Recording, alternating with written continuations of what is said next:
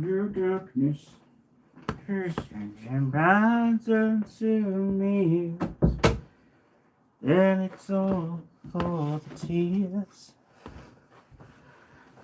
for the years of years. It's another way you knew you had to live, and how you need to do it that time is all for you. Well, hello everybody, and welcome to YouTube on my phone. Yeah. Yes, it's back. I'm back after a break away from you guys. Not really. I have been well, I've been fine. Everything is good, everything is great. Yeah, so how am I doing? Well, now coming up to October now.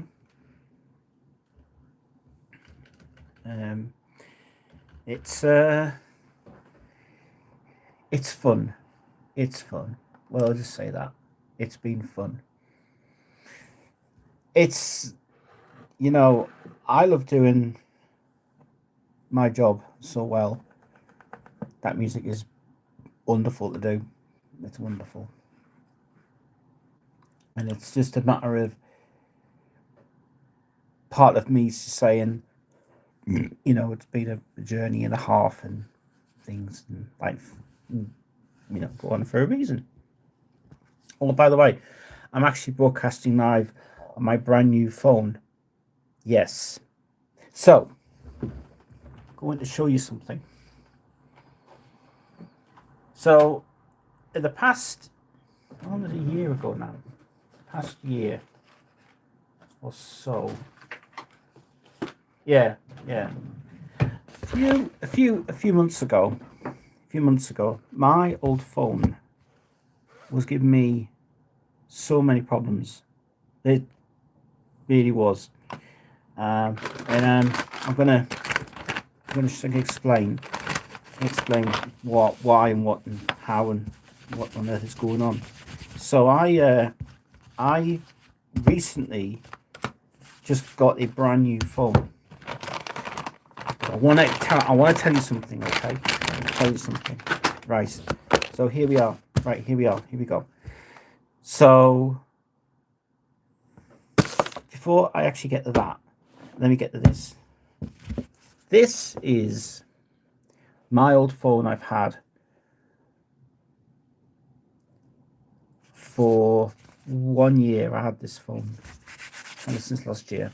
Or 2 years ago. No, 2 years ago I had this phone. 2 years ago. I had this phone for 2 years. And it's the Samsung AS21. Right? And it's there we go. AS21 phone for this one. Okay? And this is kind of the crappiest phone ever in the world. It is the crappiest phone ever in the world. AS21, I don't recommend this phone at all. So this has 32 gig memory, 32 gig of storage, and it's a piece of crap.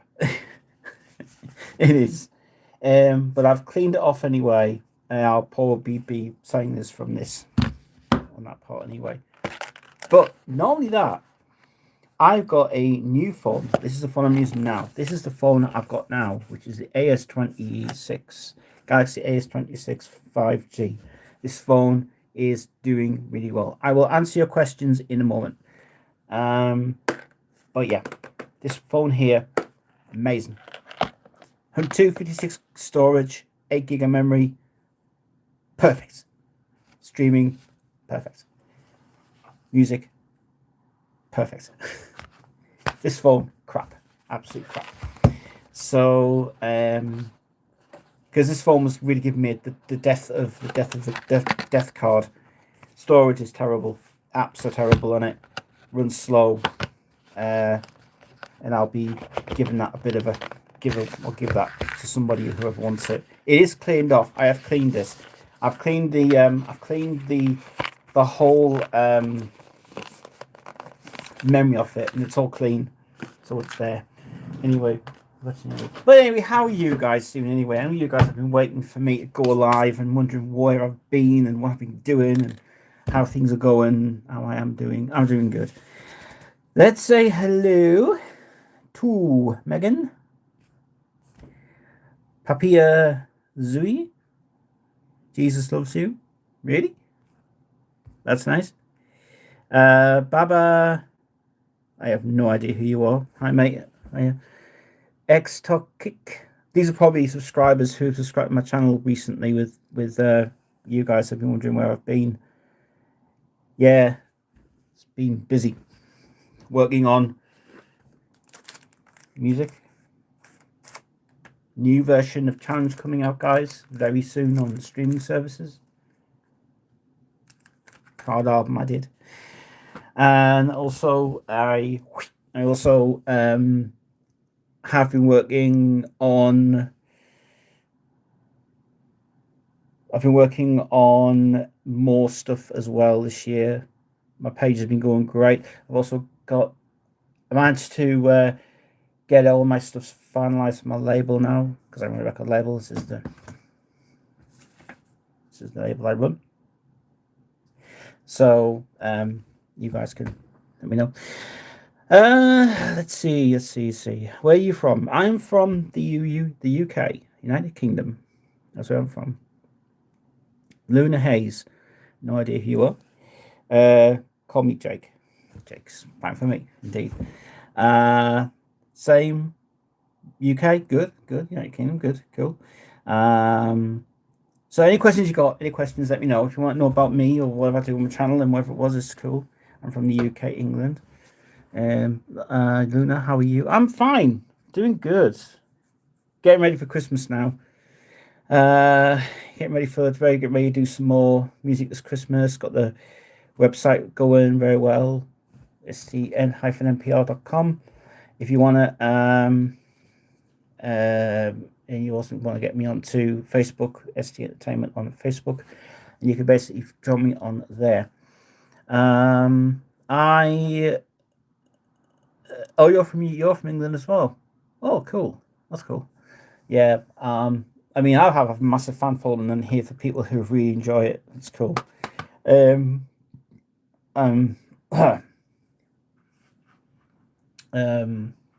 what was I going to say on here?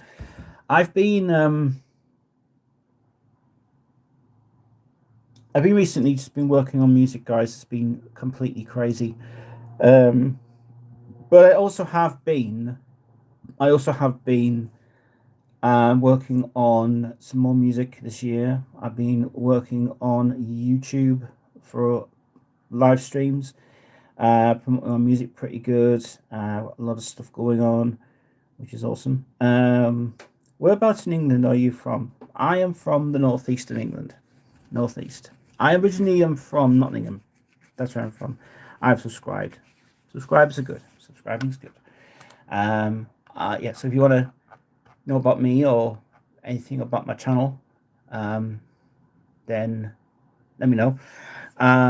You're from Leeds. Sweet. Nice. Originally,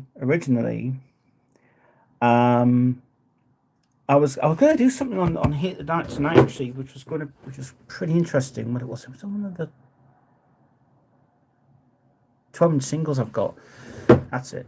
Because my channel is very popular for bringing out 12-inch singles and music and records that I've got in my box, and I had an idea, had a great idea to show you one of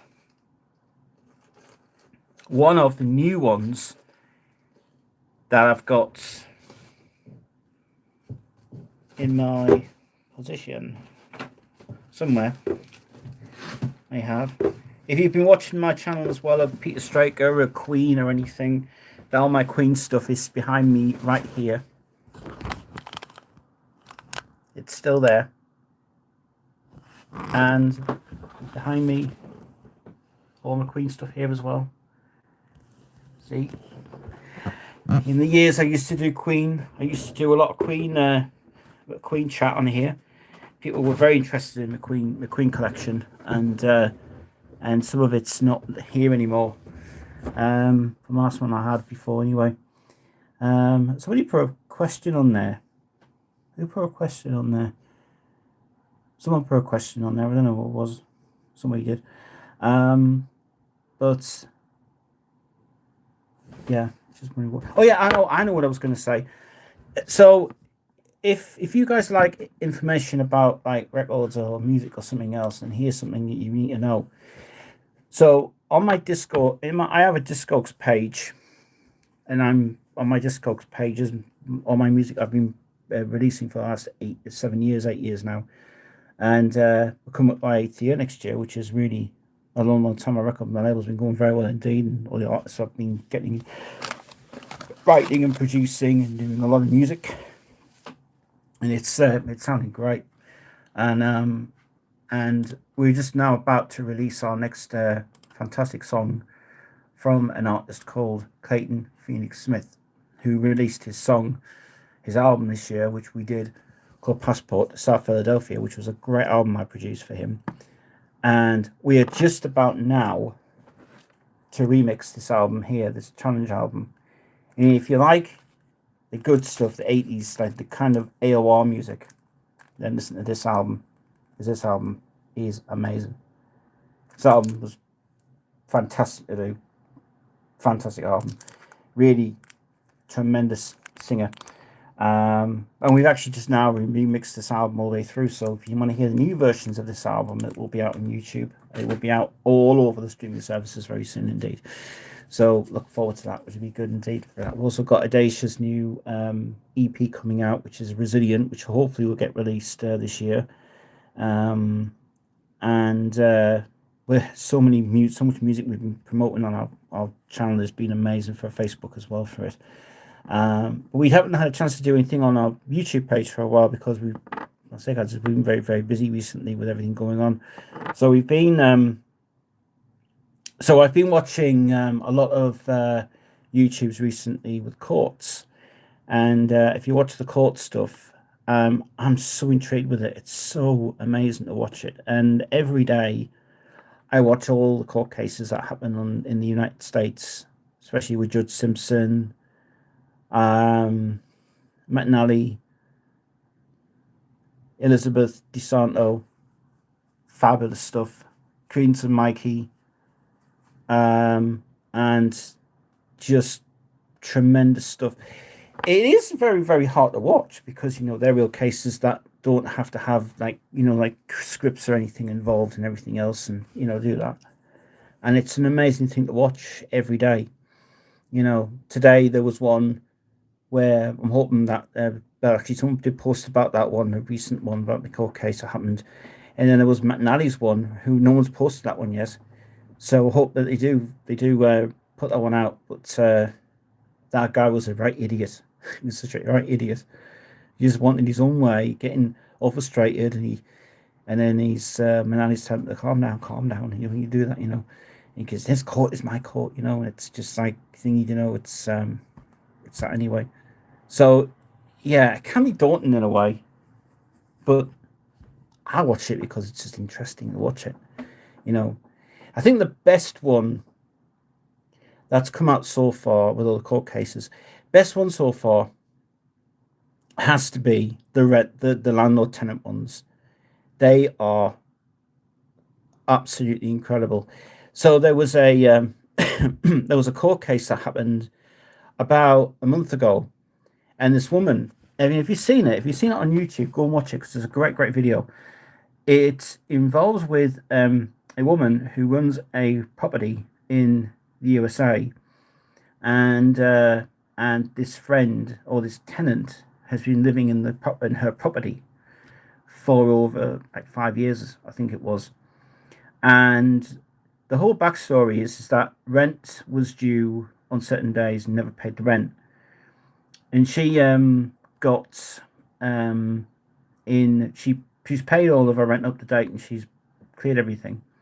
But the last court case that happened was when she was going in front of the judge and testimonial to all this nonsense she was just giving out for that. So she was having an argument with it, saying that it was her property and it was hers to have, and she was making a mess of it, but it wasn't even true.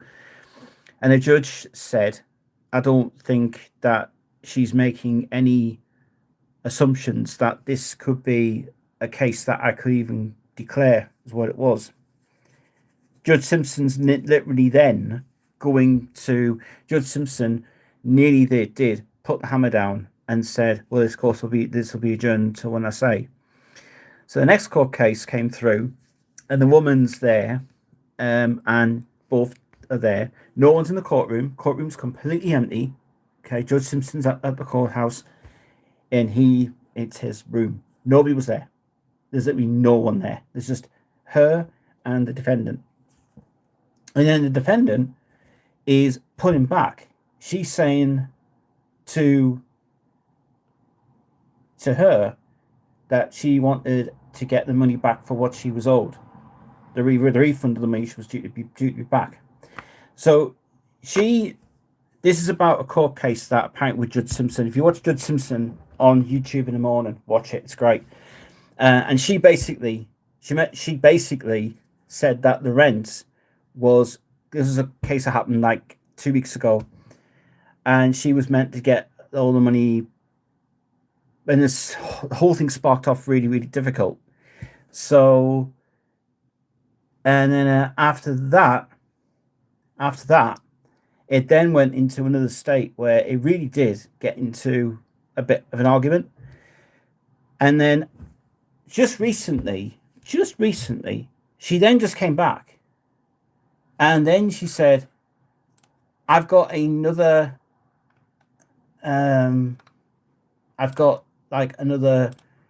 thing to say that I should be defended for.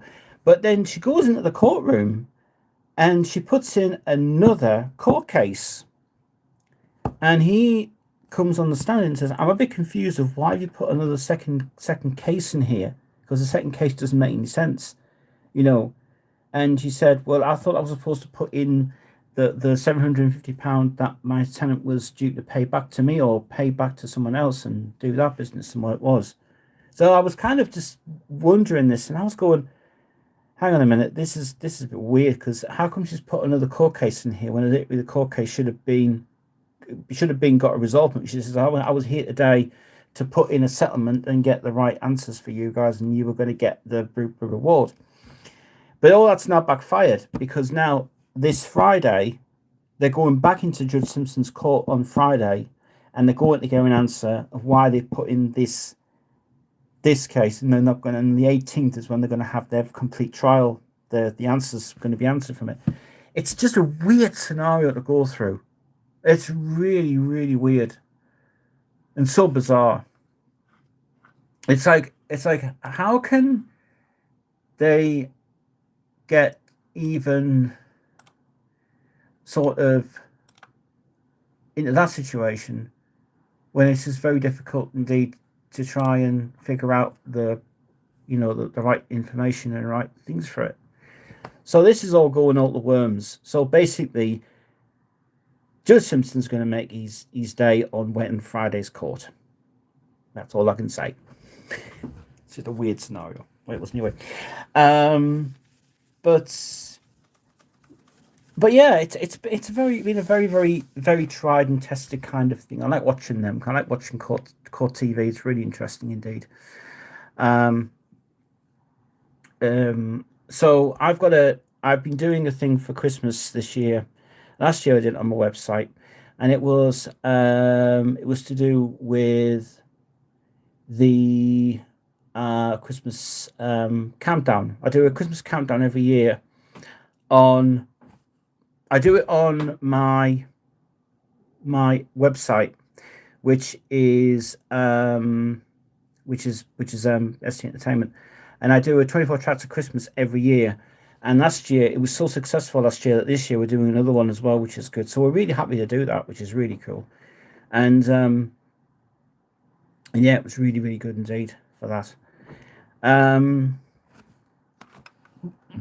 Isabel. Is that Gabby Bell? Oh, Gabby Bell. Gabby Bell. Gabby Bell, brilliant YouTuber. Love her. Love her music so much. Yeah, she brought out Brigaderio, the song. I did a remix of that. I think she watched it. I think she liked it. Of Brigaderio. Really good song indeed. And then she brought out Perfect Fantasy. But I haven't seen much of her on YouTube recently with new videos. I think last video she put on was all about games, that she was nostalgia games and all that, which was a good video. But yeah, it was really been. She's been very quiet recently on YouTube, but I know she's been filming new videos for her channel. But been a very interesting YouTuber. She is really fantastic. And I've liked things where I like sort of YouTubers who are really incredible and great what they are, and just a basic. I like them. I like them sort of things because they're really good indeed to get in the mode of it all. Scammer Payback, Scammer Payback's really very popular on YouTube now. Massive, great videos he's got out of there now. And yeah, that's it with him. So for me, I'm just doing mostly productions this year, just working on music wise. Also, I was going to show you something on my collection that I had. Maybe it was something I was going to do. Yeah, I know what I was going to do. I was trying to find it in my box today. This is interesting indeed. Ignore the banging, by the way. Just bring up my records here, because I wanted to touch upon one thing that came up today on my thing. I'm just trying to find it in here. If I can find it.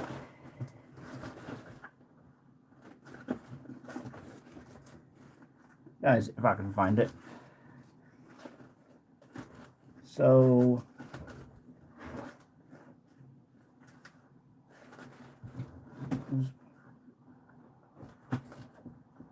somewhere. No.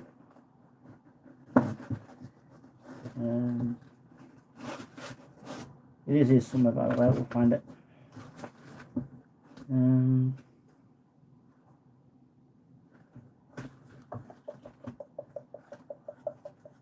Here we go. There we go. Right.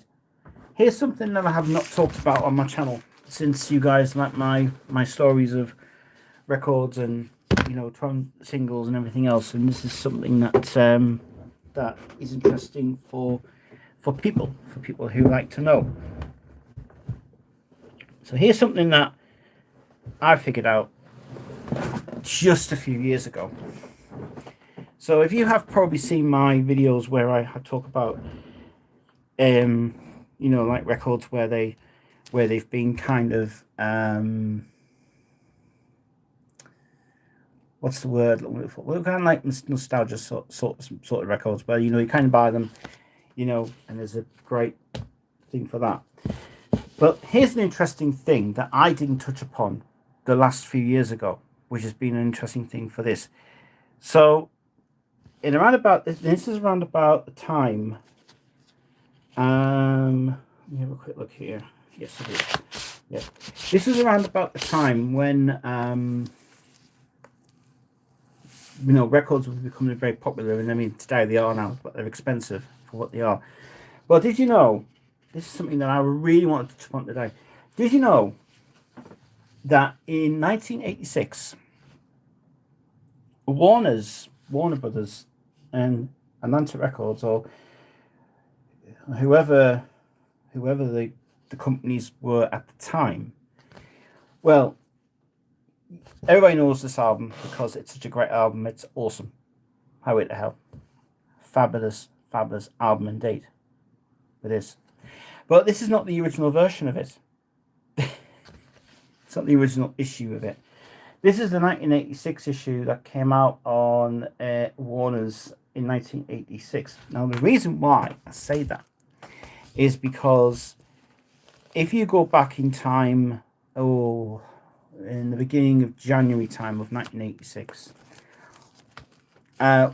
what basically the whole situation at the time was Warner's was doing some. People were demanding reprints of like catalogs of albums from Warner and Atlantic, Electrica Records, and Elektra and everybody else. And at the time, people didn't realize, but obviously, Warner Brothers made a huge, big box full of these reissues. And to prove to the fact, as you can see on the spine here, you can probably see on the camera, you see that? These ones here? You see how these ones are just being reprinted as these ones? Well, it's interesting because when these came out, these were not the original remastered versions that came out from Germany.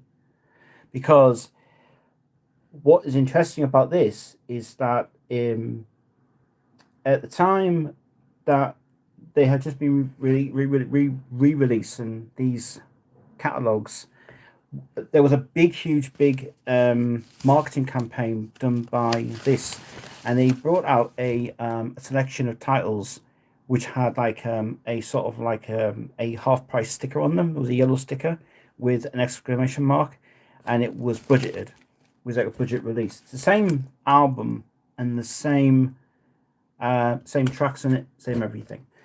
The only thing that they didn't want to do was bring out the original artwork, because the artwork was, what I would say, it's reprinted, this one, and the back's just completely being with this barcode on it, when they came in, obviously 86. And this whole campaign started when Warner's started manufacturing reprints of records. So this whole campaign started with these pressed in here. It says I'll probably give it here actually. So because you may think that the catalog number on here is correct. That is right where it says K50628. That's not correct at all. Inside this it says Oris Alsdorf 5067. No, 50628. But it's obviously K50628. As you can see, K50628. Now, what obviously they didn't know is that, see these ones here, they used the right sort of the same print on the disc, but for the number, that number does not collaborate with what's inside and printed inside the disc itself. And these were made low quality. They were made really low quality. The sound of it was not up par. They didn't have the money at the time to remaster them, enhance the sound. All they did was they just went, okay, we've got a new deal now. Okay, we're going to go and send all of our masters to Germany, and they'll press it over there. And they made like balls of it, to be honest. They released every single one off the Warner's cover. Every single one of those one was reprinted, repressed on the shops, and they sold it at $5.99 per album, which was cheap to buy. 12 singles at the time were $1.49 per single. But this is the thing. This is the one I wanted to show you, really. So here's something that I did not cover on this channel, and I just brought it out recently as well. So, story time now. Good singles that came out from this part. And this is a... Well, let me tell you about how this is so bizarre. This is a record I bought from Discogs a while ago, really, when I bought it. And this is the first ever record that I've got from the Electricity label. First one I've ever got from this label, Electricity. Now, Not only that, but I've also got, if it's in here, which I hope it is, there it is, right here. I've also got this one as well. Electricity, Non-Stop Electricity. This is a really good album indeed. So I'm going to explain why have I got these two and why was this done for some reason. Okay, so here we are. This is a record called Nothing's Worse Than Being Alone. This is a record by Velvet. This was done in 1984, when the music scene was just getting really good at the time. If you've ever heard this track, you can't even listen to this on YouTube because this is not on YouTube at all. It's not even on YouTube. I don't know why it was not on YouTube, but I had to get this 12-inch single. Nobody uploaded it. I don't think nobody ever uploaded it to YouTube at most. But if you see my Passion collection that I've had on YouTube for ages, go and have a look at that Passion collection because it's interesting. But these are the ones I did not cover in that video, so I'll cover them here now. So this record, interesting record. This is really good version of the song that was originally done by Van McCoy's. Van McCoy was a band leader and an arranger, and he was a violinist and or conductor and everything of this. Did The Hustle. That's the song. And Van McCoy and Joe Cobb wrote this song called Nothing's Worse Than Being Alone. To be honest with you, I have never heard the original of the song because at the time I didn't know that this was a cover. I didn't know anything about it. I first heard this on a 12-inch single, which was called Non-Stop Electricity All Stars. What it was called. 12-inch singles in there. I'm not going to get it out because it's on Passion. But this is an interesting one. This is very interesting. So, about 1984, there was a guy from Stoke-on-Trent, DJ, producer, arranger, Kevin Anthony Roberts, very famous name actually, started a label with Les Hunt, who was in a band called I can't remember what the band was called anyway, but famous guy. Started a record label called Electricity Records. Originally started out as another KRP, Kevin Roberts Productions, KRP Records, part of PRT. And this is very interesting because I have this version. This is a misprint I have, a rare misprint. And I got it off Discogs. They said it was brand new, it was great condition, and it was in fantastic condition, great condition. The thing is, the labels are incorrect. And I know this because this apparently is a reprint. This is a complete it's not a reprint, it's an original, but it's been misprinted and pressed wrong on the vinyl. So, and I'll show you why. So you think that this side with the track mark is side 1. It isn't. It's actually the B side. On this side, this is supposed to be side. No, sorry.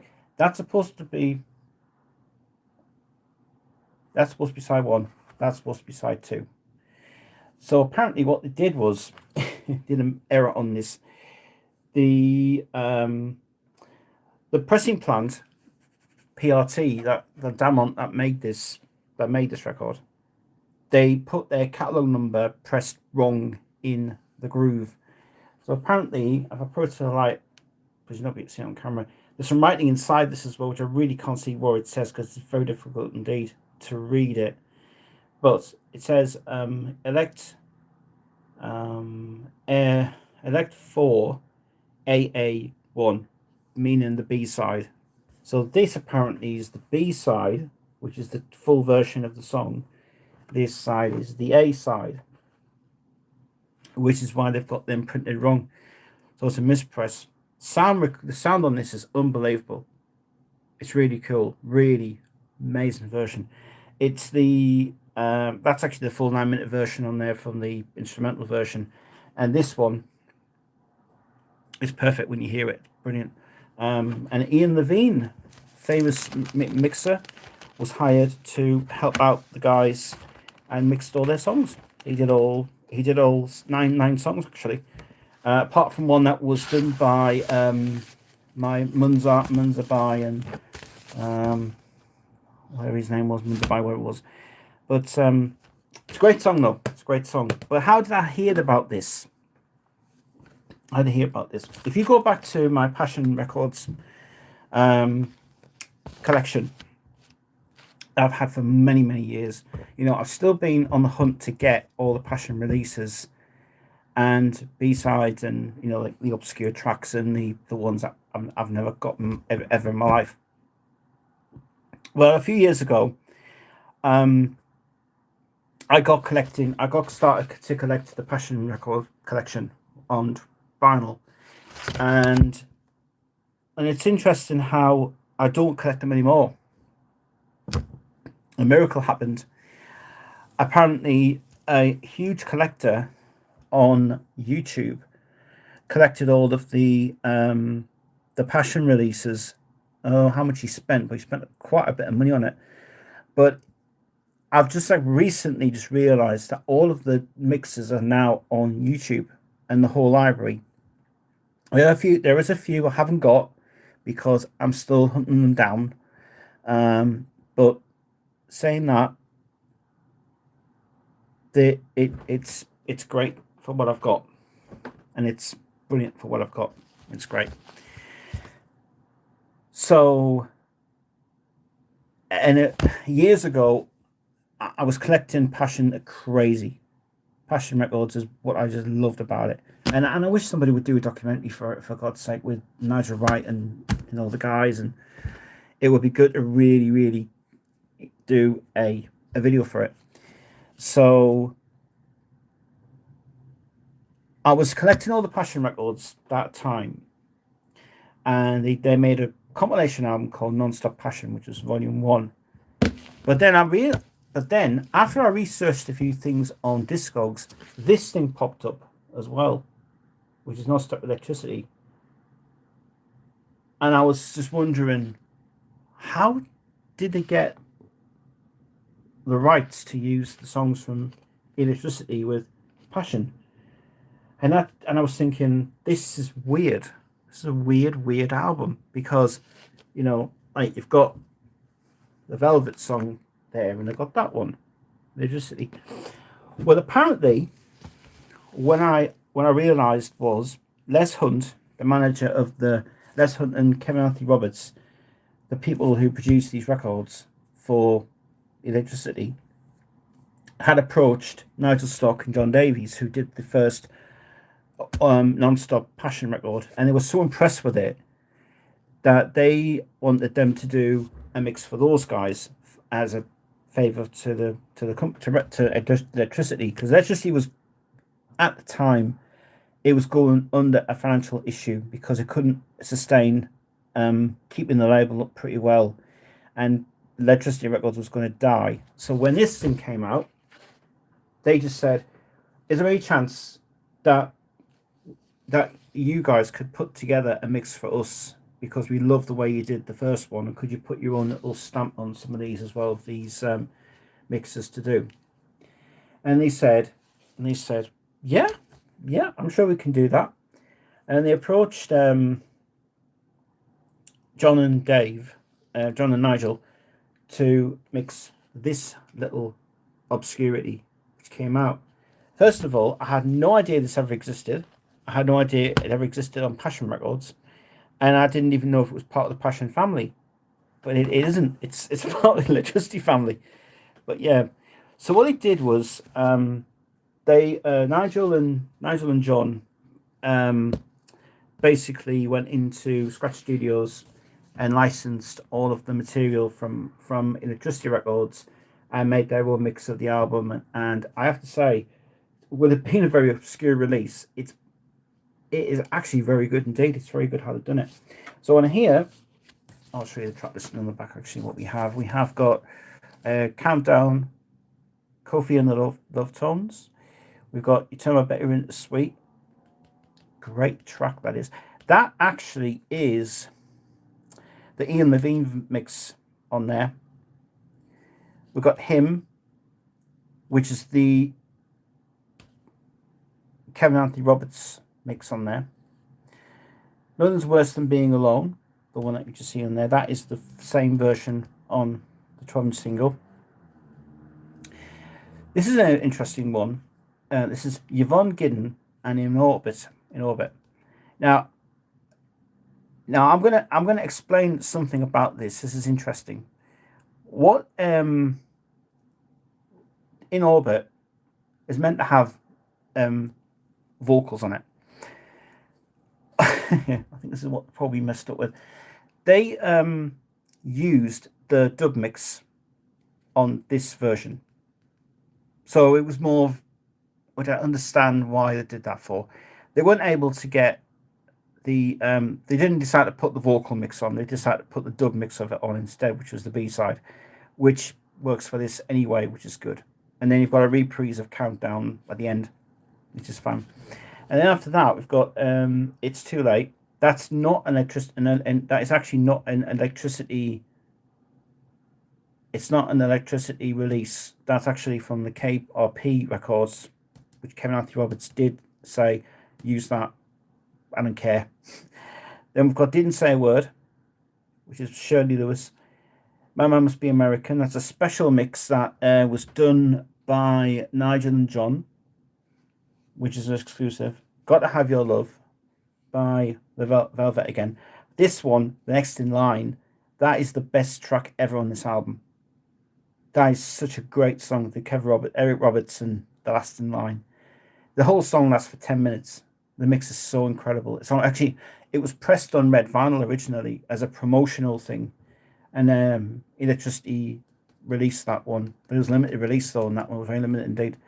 But yeah, a very obscure release from Passion. It's very interesting how I didn't know anything about this until I researched it out, and it was like Passion releasing this. It's like Jesus. So yeah, it's a very interesting release. And this is the vinyl inside, nice and new. Actually, it looked like this record had not been touched in years. Somebody must have had it in a drawer somewhere, but kept it really nice and good authenticity and clean it in it as well, which is good. It was pressed at Download Studios.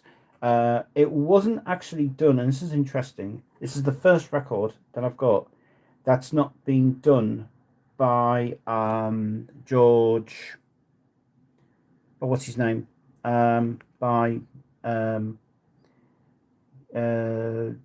It's J.A. because normally they have J.A. on stamped on there.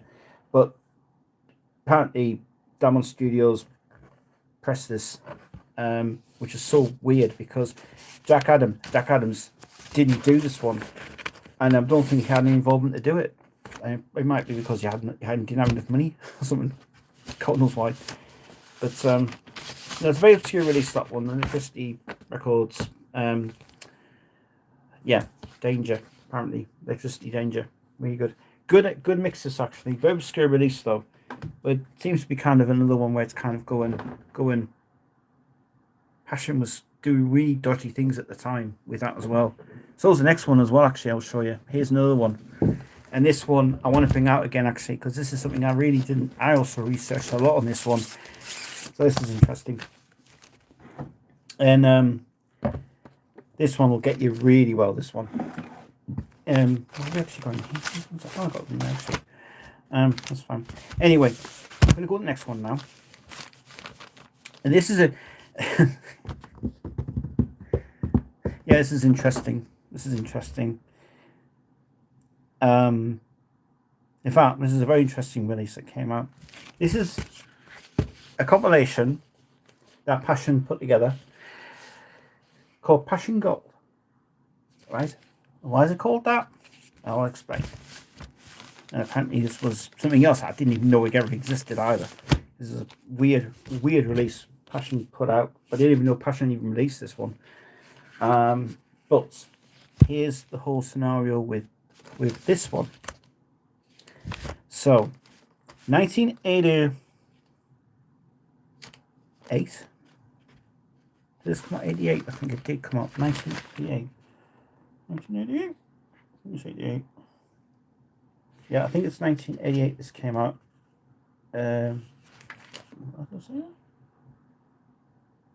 Alright. So, 1988 this came out. This was to commemorate I think it's a ridiculous idea. Commemorate 5 years of Passion Records from 1983 to 1988. Yes, 1988. This was their fifth anniversary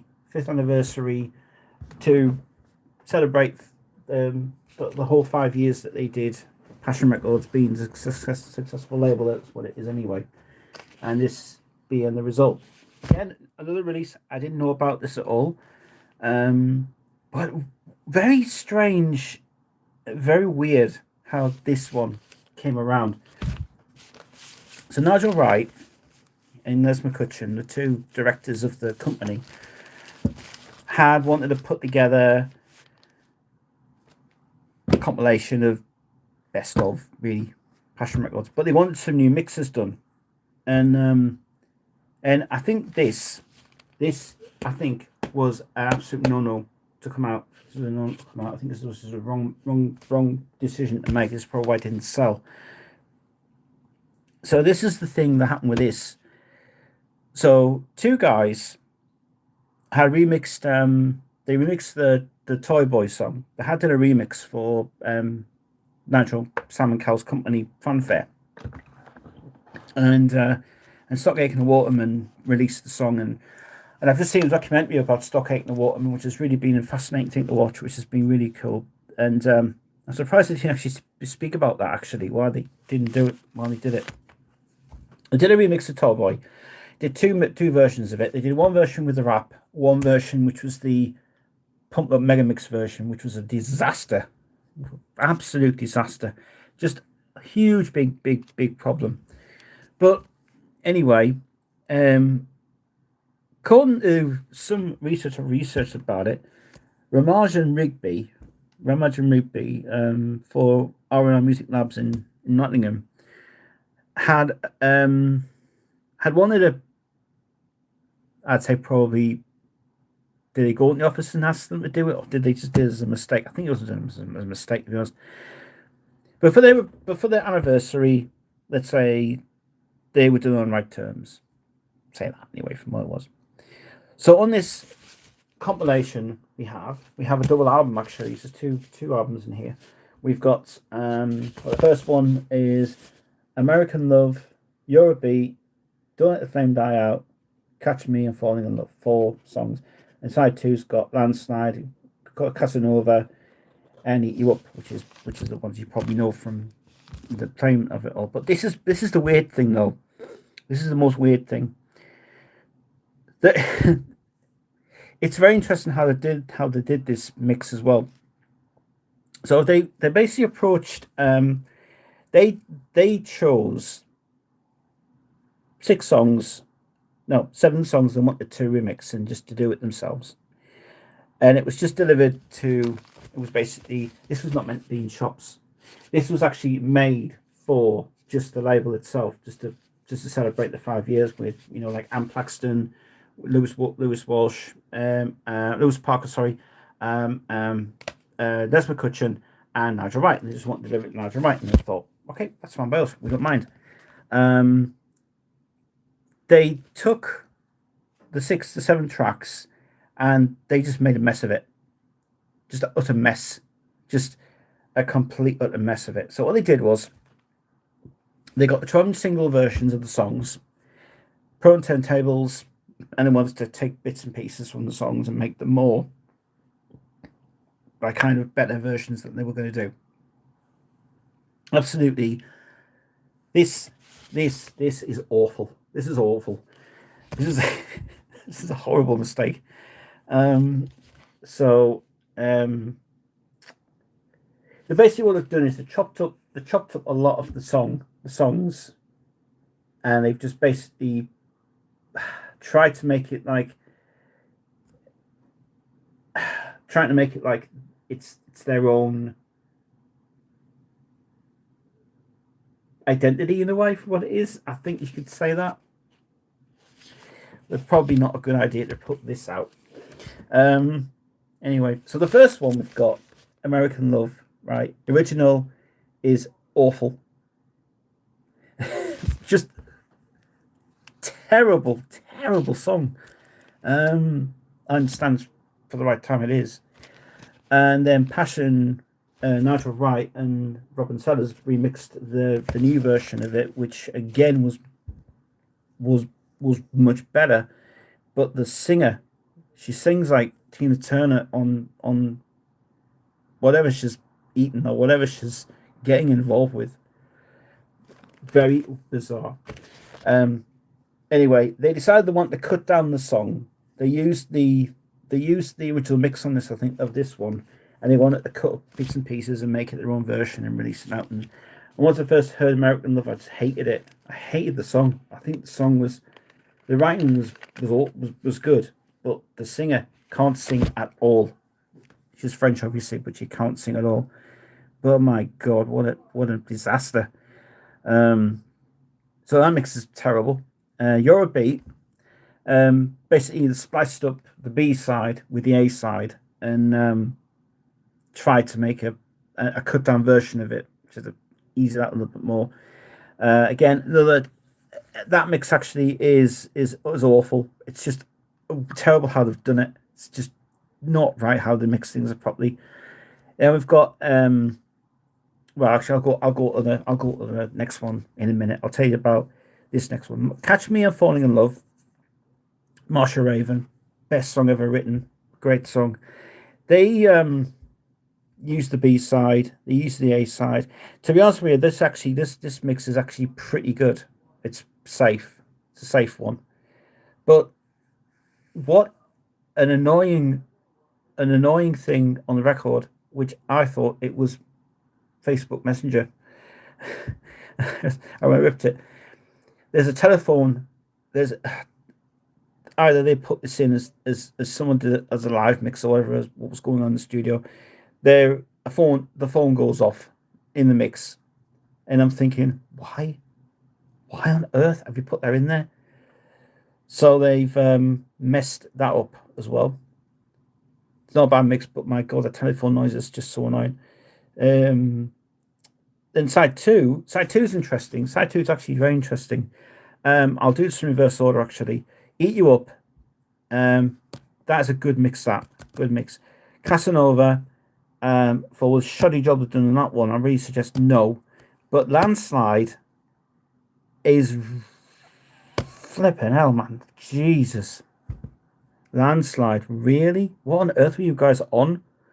So Landslide, they've used the B side of it, and they've cooperated it with the A side, and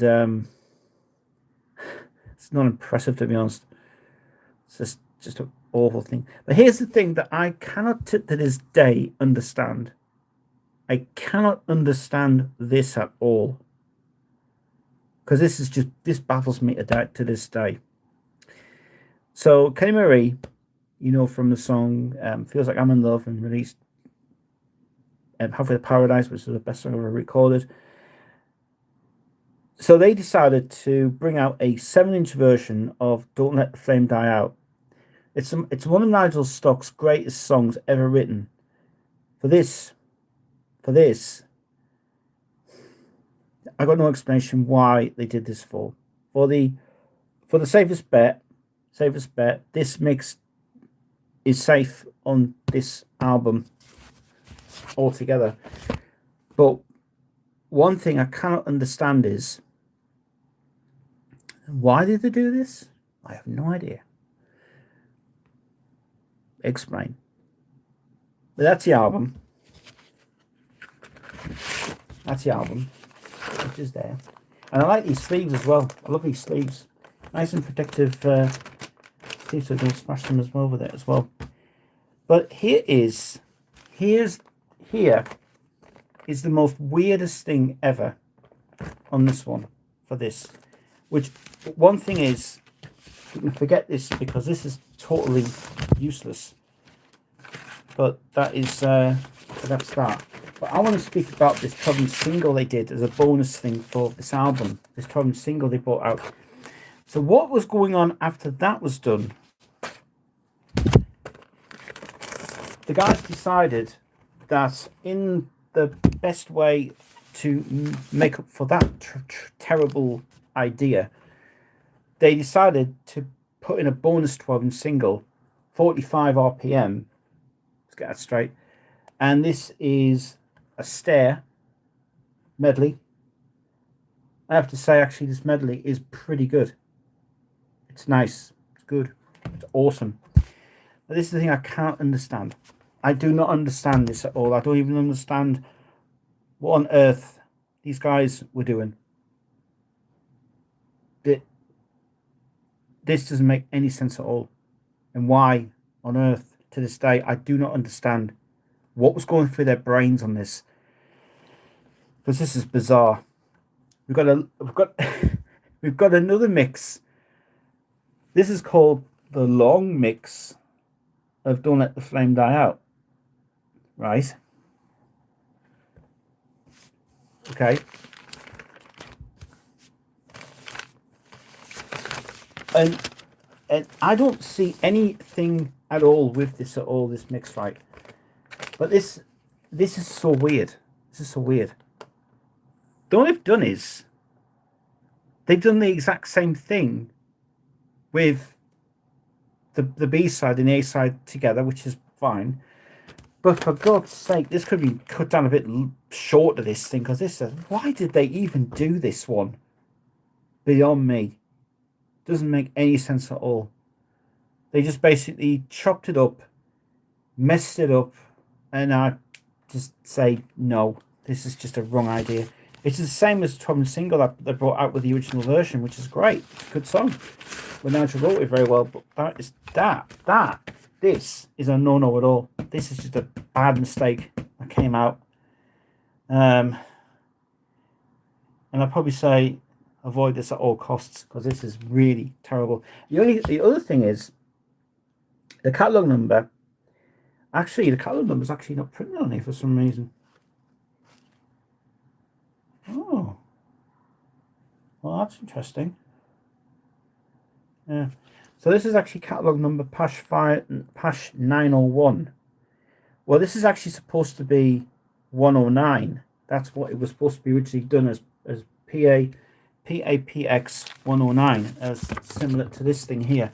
This is actually PAX 102, and this is PAX 101. And this apparently doesn't have a copyright number on it, which is interesting. That's the back of it. But it doesn't have a number on it for some reason. So I don't know. Very strange. But I actually realised that this is a promotional thing that he just did for the label, which is good riddance. It wasn't even out in the shops, that one. This is a trashy thing. It's terrible idea that came out. So Passion Gold, a definite no-no at all. To get that, which is terrible. So now on to the next one, and this is a very interesting one. It's actually very interesting to actually talk about. But before we do that, though, this is the one that started off all the mixes that from Passion. This is Passion, Non-Stop Passion Volume 1. There was never a Volume 2. Volume 2 never ever existed. And why Volume 2 doesn't exist, I have no idea. But it's apparently Volume 2, Volume 1. Great mixes on here. this is how you do mixes properly on the album as well, which is good. This again, I didn't know about this one. I heard about this from a 12-inch single that came out first, Electricity, Passion All Stars, and then they were going to bring out an album of their greatest hits album mixes and non-stop mixes. Which this mix, I'll tell you something, for what it's worth, this one is absolutely fantastic, really good.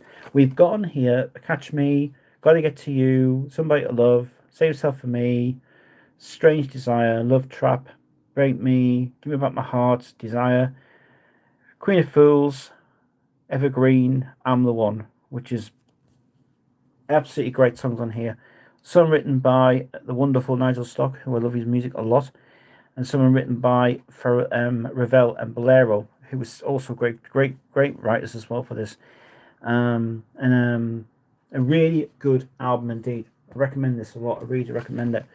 A few things to say about it. First of all, Nigel and John did a great job of this, actually. Did great mixes on here.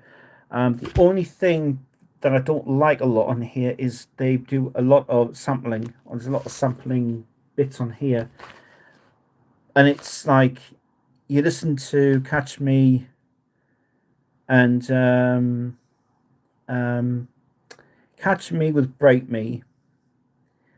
Got to Get to You with Gotta Get to You, Will Give Me Back My Heart, Somebody to Love with Desire, Save Yourself for Me with Call Me Queen of Fools, and so on and so on and so on. The only bad thing about it is, and I wish they had not done this, because this was a disaster. A few things that are good and bad about it. Side 1 is the best side.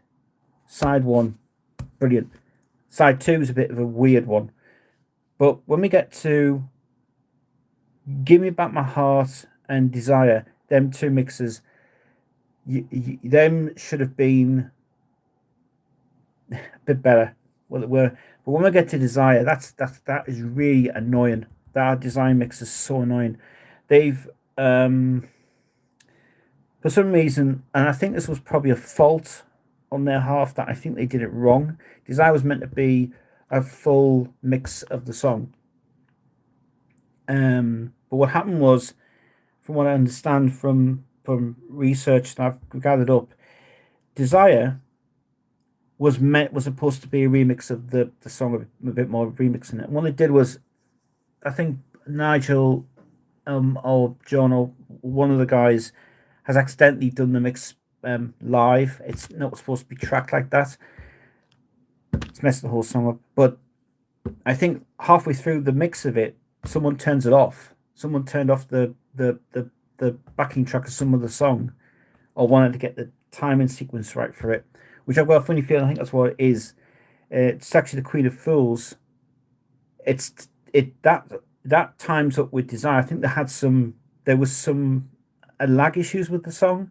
There was some like sort of tape modification with it, which, to be honest with you, it doesn't work for this that Desire song, but it should have been.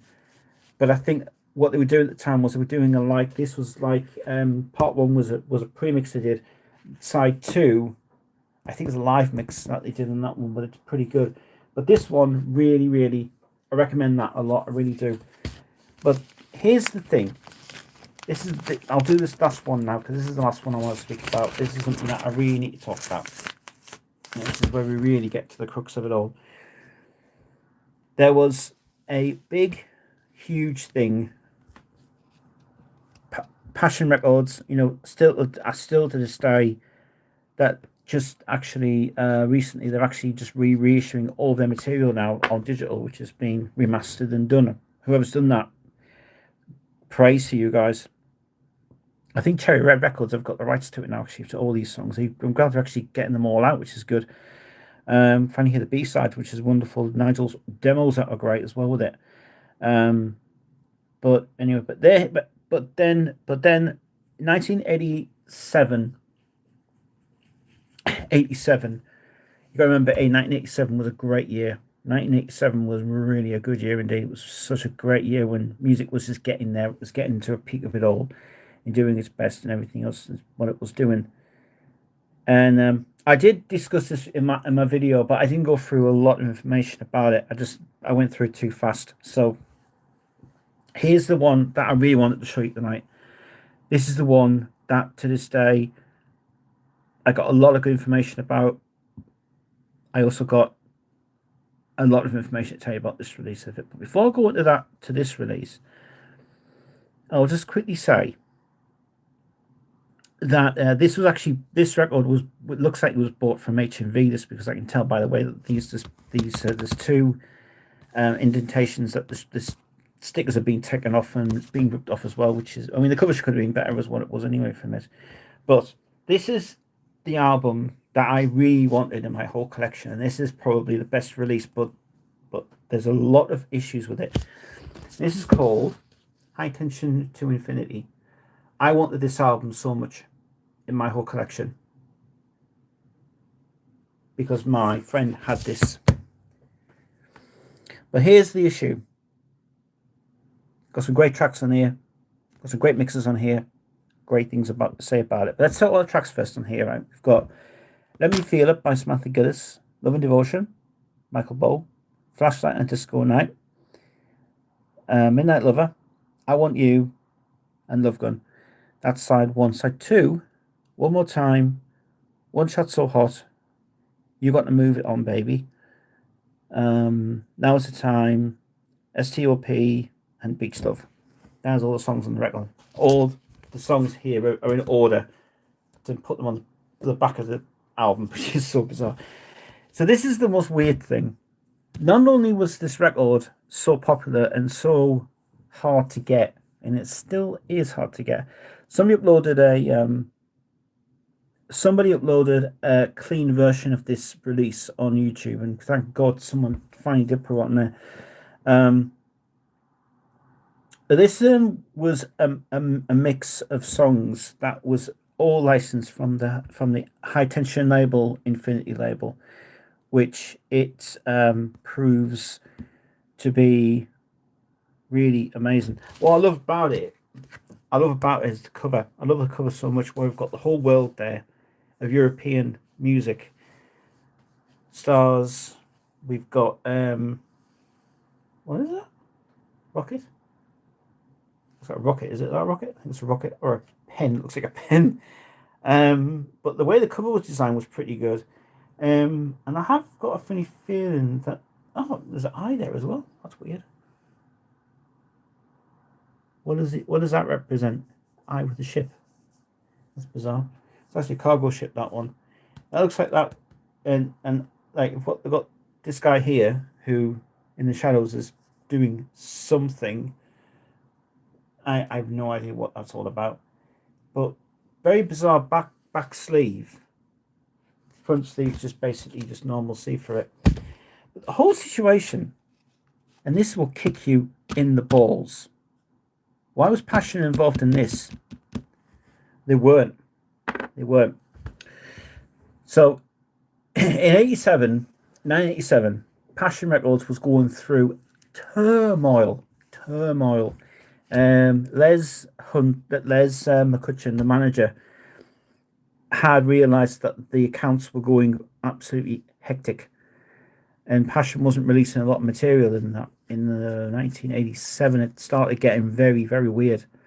Passion was running out of money. It was costing these a fortune to press more singles and some songs. They wanted to get some tracks out, and they wanted to redo some cover songs, and it was just to make a cash back for what Passion was doing. But one thing that really outstands to anything else that came out was this thing that came out, because this is interesting. This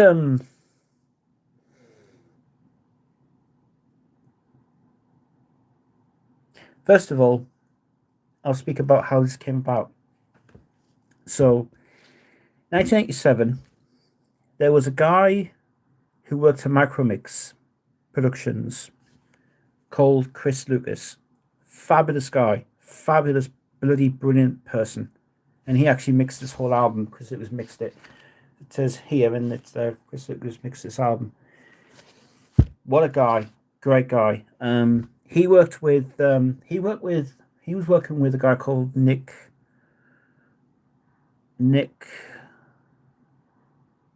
somebody, and Rod Warren was involved in as well with the Mac Remix team, and Chris Lucas came later.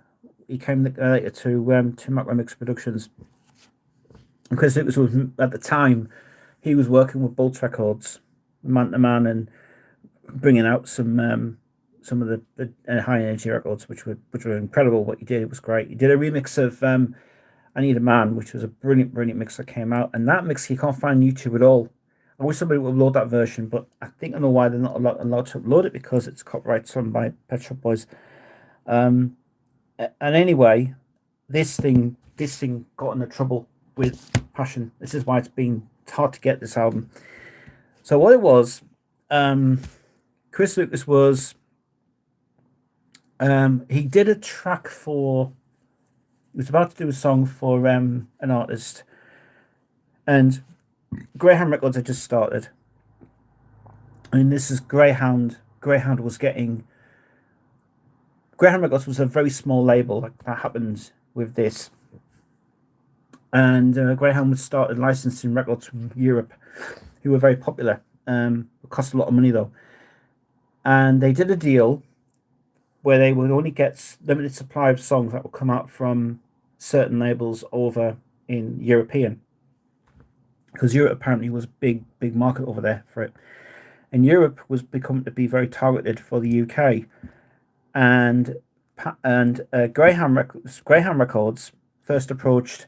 The first release it brought out was "Let Me Feel It" by Samantha Giddens, and Fonny DeWolf, the manager of the High Tension Infinity Records label in Belgium, was getting so much attention from people wondering all this great music was coming out, and this started the licensing deals with Not With Passion, because there's something about this, I'll tell you. Chris Lucas was working actually at Greyhound Records at the time, and he was about to be getting into the mixing side and doing all the productions with writing and singers and everything going on, and he was going to do it with Mike Rowe, which was the managing director of Micromix, and he was approached by Nigel Wright and Nez McCutcheon. I don't know if they went in and saw them or anything, but anyway, they got the deep water for this thing. The need had legal battle with this, because this is where it all went wrong. At the time, Passion was getting into a lot of new songs, and they were licensing deals at the time from Power Records to Zyx Records. There was a song coming out from, as I understand, there was two songs licensed on Power, which was "I Need a Lover Tonight" by Karen Cole, and there was another one that was going to be done, which apparently Passion had no release of this at all. There was a song coming out by Eddie Huntington called "Meet My Friend," and also in deep water as well, because they were trying to get licenses from Germany. This is where licenses stuff was going wrong. And they were in deep water at the time, and Les didn't know anything about it. Les was going nuts about this. And he said, and he must have decided at the point where he said, we've got to do something about this, because this is getting out of hand. And it was costing them an arm and a leg for licenses. And licenses were not cheap them days. They were very expensive when they were trying to do it. So Passion was getting into a lot of license issues and deep shit. They were going in a lot of problems. Anne Plaxton was still working at Passion actually at the time. And because she left later to do Rumor Records, her own label, she wanted to concentrate on doing that. Anyway, turned out apparently that this could have got Passion in a lot of trouble for this thing. So Chris Lucas was at Passion, and he approached this idea. Nothing to do with Chris, by the way. Just something they had to do privately. They wanted to have an album out of another Megamix album, because the Megamix albums were getting very popular at the time and they were getting good. JDC mixes were coming out, the American ones coming out, but nobody had an idea to bring out a European release of songs coming out from a European mix, and everything was going on with this. So this is where this album came into it, and Chris Lucas went to, as I understand from this record, he went with a guy called Ozzy Bashari at a production workshop in London, private. It was Chris Lucas's production workshop. Went with him down there to mix these songs, and it's, to be honest with you, the mixes are brilliant on here. They are just amazing. I mean, still to this day can't get over this, because this album was so hard to get. This was such a high demand album, this one, because I couldn't even buy it in my local record shop. I mean, this had to be ordered from Discogs so recently. But the thing about this is, this album is interesting. It's interesting, this album. How they did this, I don't know, because Chris was a genius mixer when he did this. Basically, as far as I understand, I think they got most of these records from the States. There's the United States. I think JDC was licensing the deals at the time, and I think they probably bought the licenses from JDC, not from High Tension, not from Fonny DeWolf, because I don't think they really had any contractual agreement with Fonny DeWolf. And as Fonny DeWolf did Rufus Theme, if you know Rufus Theme, that was a big hit here in the UK, but it also was a massive hit in Belgium. It was a huge hit everywhere. But it didn't make the US chart though. JDC didn't license it. Why? No idea. Maybe because of legal issues or something like that. But anyway, this album stands out as the best mix ever on this album. I tell you, if you hear it on YouTube now, you need to hear it. It's brilliant. But when you hear it on vinyl, it's more authentic to hear it. So, anyway, what we've got on here, we've got a disclaimer on here, which I don't believe for a word, because this got Passion into deep water. Passion didn't want this out. Passion at the time, it's got nothing to do with Les McCutcheon or Nigel Wright. What they did was, I think Jack Adams did this. And here's the thing.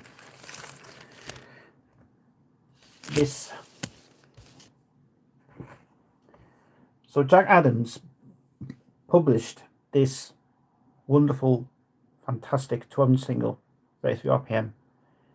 Mixes on here. Oh, it's just brilliant. It's a great single. Fantastic album. I recommend this a lot. If you are into the dance stuff at the time, it's very good stuff. This album you want to get. Disclaimer on here, it says all titles on license from High Tension and Infinity Records, Belgium. But here's the thing. When you read it very carefully, it says 1 to 6, published by Passion Music Limited. So this is where the legal thing happened with this. This is what happened. It was very quickly taken off the shelves. And apparently they were covering up. There was a cover-up operation that happened with this that got Passion nearly into deep water.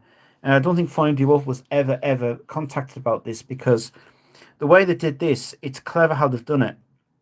But to just really put it out on their label is a no-no. This should have been put out on Greyhound instead, which Greyhound would have had license to do it. They've just basically they didn't have anything to do with this release at all. When I spoke to I had an email years ago from the guy who runs Passion. He actually emailed me back, and this is a legit email he sent me. Passion had nothing to do with this release at all. That at the time was in deep water because they were in financial problems at the time with that, and the financial problems were going to nuts. If you have a look on, I have a list here actually of all of the Passion releases on my drive. If you have a look at, I have a complete Passion list here. If you go to the release of, let's see, Mimi, and Get Ready, when Micromix had released that song, that's when Chris Lucas was approached by them guys to do this. Nick Lynn, that's the guy, Nick Lynn, who died at Hastings. Chris Lucas was approached by Les McCutcheon and said, I want to bring this out. They brought a tape, he did a mix of it in one night, brought the tape back to him and said, let's just put it out as it is. I don't want to mess around anymore. But it's a shame that this got nowhere. It got released in the shops, but was very quickly withdrawn due to the fact that Passion got in the deep water with this, and then goes on the story about Grow Full Steam, and the interesting about this album is the cleverest way they've ever mixed songs like this on this album. They've done. Chris Lucas was a bloody genius when he did this, because Let Me Feel It comes on first with some great synth stuff on it, which the goes mixes into Love and Devotion, which is a mix that apparently is the Belgian mix, I think it is. Flashlight on a Disco Light is the remix from JDC Records. I'm positive these are coming from JDC Records. Midnight Lover from Bianca was from High Tension. I Want You is one of the best mixes I've ever heard in my life. How on earth he did that mix, to this day I could do it straight away, that mix anyway. But the way that Chris does it on this version of the album, it blows me away every time I hear it. It's like, how the hell did he do that? And how did he do that little section? It's very clever. I love it. I love that. When it goes into that and Love Gun as well. Perfect. And the second side, we got One More Time, One Shot So Hot, You've Got to Move On Baby, Now Is the Time, STOP, which is a bloody good mix of that as well, which is clever how he put that on the end, and then Beach Love as well at the end of it. And it's really good.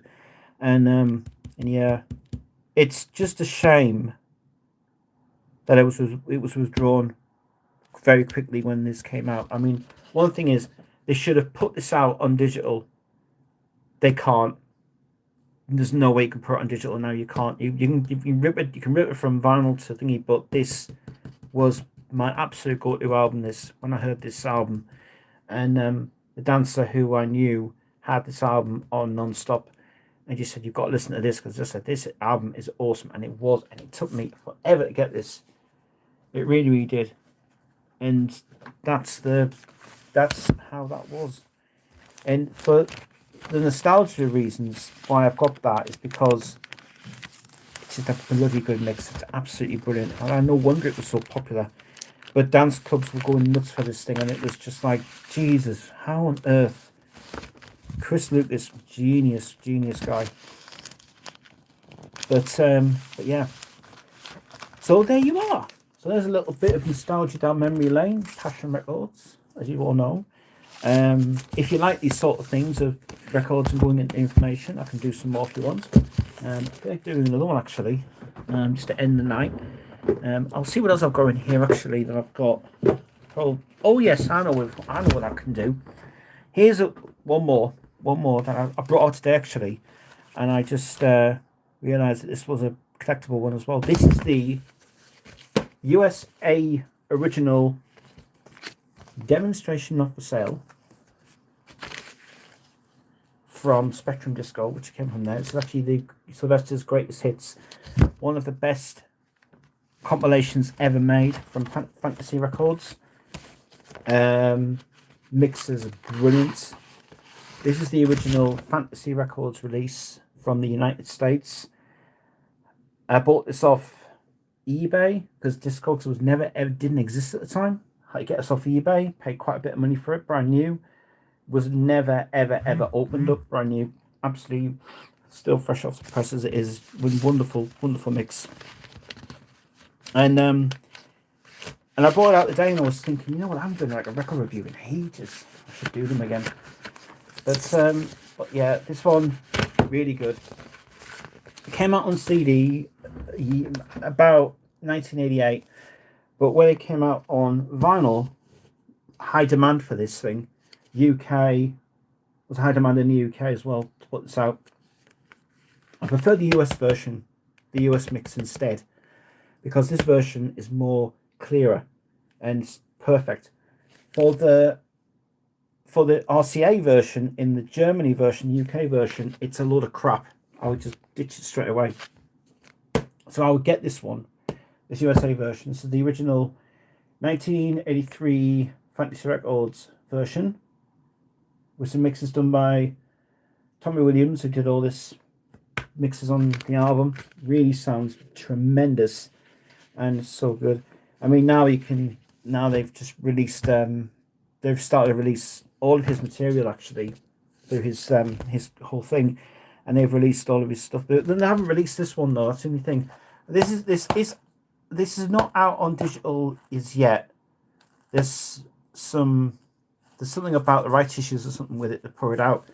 But the thing that I just noticed a few weeks ago, probably today actually, someone in the UK, some label has Fantasy Records were originally in charge of this release. What I can't understand is Unidisc must have bought the rights to release his best of. It was a best of album that came out as a 2-album set, and they brought out all of his stuff from Fantasy Records and Megaton Records. And either Megaton Records was probably sold over to Unidisc, or they've done a thing of it. I mean, that's stupid. Unidisc is ridiculous, but they must have bought the rights to some of them the catalog of the Fantasy. Where they get them from, I have no idea. But that's ridiculous what they've done. But yeah, it's all thinking about it. But the original version is the best one to go for. I do recommend it. The mix is so cool. Amazing for it. If you guys want me to do some more of these, let me know. I will be available to do it anytime. But I thought I'd just give you a little bit of thanks for tuning in, guys. It's a little bit of a video. Yeah, I've been doing a YouTube for a while. I thought I'd come on and just have a little bit of a chat with you guys and banter and see how you are and see what's going on. I think that's it, guys, for now. If you guys want me to do some more of these videos of these things, let me know. I don't mind doing it. It's great. All right, guys, gotta go. See you guys later. Bye bye.